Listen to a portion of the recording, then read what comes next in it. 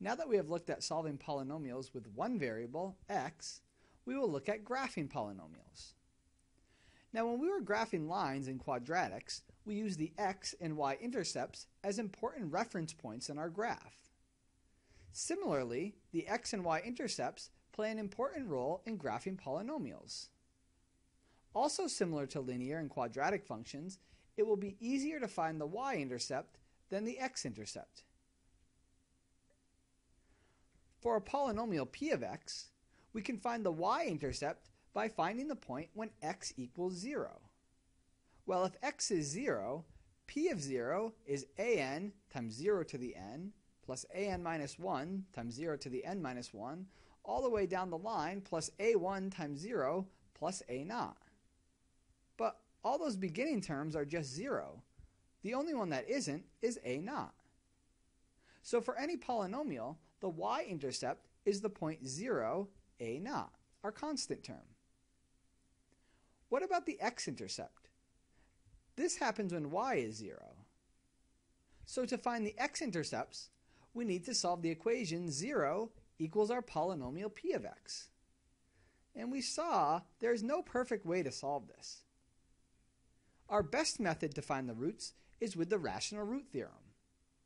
And once we find the roots x equals k1, k2, and so on, then the x-intercepts are going to be the points k1, 0, since the x value is k1 and the y value is 0, k2, 0, k3, 0, and so on for each of our roots.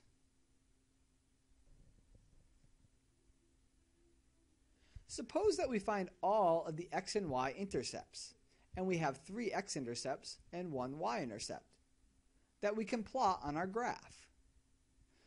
Well, what does the graph look like between the intercepts?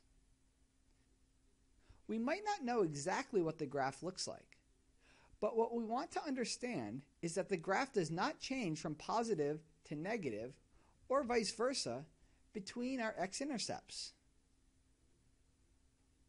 Well, why not?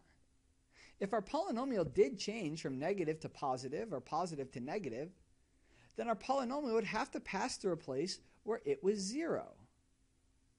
But then that would mean there is another x-intercept. But because we found them all, this can't happen. This is the same between each pair of x-intercepts. So between our x-intercepts, the polynomial is either always positive or always negative. Notice, for our graph to connect the x-intercepts, there have to be turning points where our graph goes from increasing to decreasing or vice versa. We will need to wait until calculus to pinpoint the coordinates of the turning points. For now, what remains to understand is what happens at the end of the graph. One option is that our graph levels off, but it could grow infinitely big like we saw with quadratics, or go off to negative infinity. Or it could be some combination of these. How are we going to figure out what happens at the ends of our graph?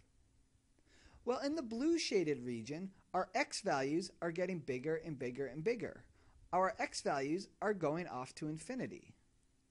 And on the left-hand side, the yellow shaded part of our graph, our x values are also getting really large, but negatively.